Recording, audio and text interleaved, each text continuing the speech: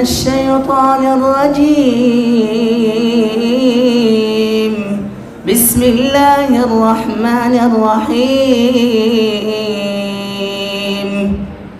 ولا تحسبن الله غافلا عما يعمل الظالمون إنما يؤخرهم ليوم تشخص فيه الأبصار. هغه سترګې دې له درده په امان وي اموخته چې په کتلو د قرآن. صلى الله عليه وسلم قال خيركم من تعلم القرآن وعلمه رواه البخاري. دین وروستو د پروګرام مهمې برخې ته راځو چې هغه څنګه ما اول کې وویل د په پښتو ژبه کې د طلابو په مابین کې یو موضوع ټاکلې شوې ده چې د هغې عنوان دی الاستقامه. زما عزتمندو تاسو ته د دې خبرې معلومات شته دی چې د اسلام مخالفین همیشه لپاره دا کوشش کوي او دا اوس نه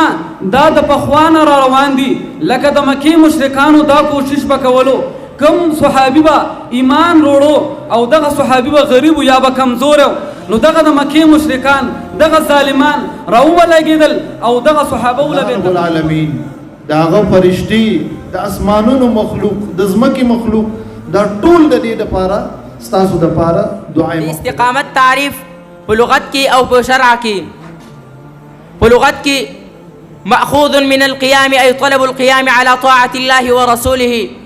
دا مأخوذ دی د ودرېدلو نه طلب دی د ودرېدلو په طاعت د الله تعالی باندې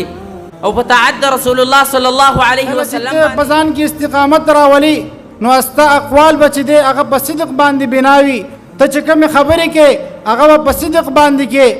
ځکه دا د مؤمن صفت دی او څوک چې داسې نه وي د هغه عیب الله په قرآن کې بیان کړی دی یا ایها الذین آمنوا لم تقولون ما لا تفعلون کبر مقتا عند الله ان تقولوا ما لا تفعلون. خبره دا ده چې که مونږ په دې دنیا کې کامیابي غواړو که مونږ په دې دنیا کې سرلوړي غواړو که مونږ غواړو چې په دې دنیا کې مونږ څه کار وکړو زمونږ یو مقام جوړ شي مونږ ته یو نوم میلاو شي لکه څنګه چې پخواني اسلافو ته نوم میلاو دی نو مونږ به د هغې اسلافو غوندې قرباني به کوو. دا وصیت دی دا مې ته نصیحت دی دې دپاره چې ستاسو علم سره شوق پیدا شي دین سره شوق پیدا شي نو تاسو دا د سیرت او د سلفو د احوال ګورئ دا کوم کتابونه چې لیکل شوي دي په اردو کې لیکل شوي دي پښتو کې لیکل شوي دي په دې کتابونو کې ډېره زیاته فایده ده دا یو علاج دی د ټینشنونو دا یو علاج دی د اطمینان کله چې دا ګوري نو ستا به د دنیا سره هېڅ قسمه سلفو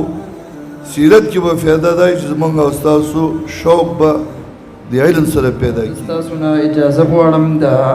عبدالرحمن بابا په دغه یو څو شعرونو چې د اخلاص په باره کې هغه یو څو شعرونه ویلي دي هر عمل کې چې دی هغه اخلاص ضروري وي که هر څومره یو اوچت عملي او انسان په هغې کې اخلاص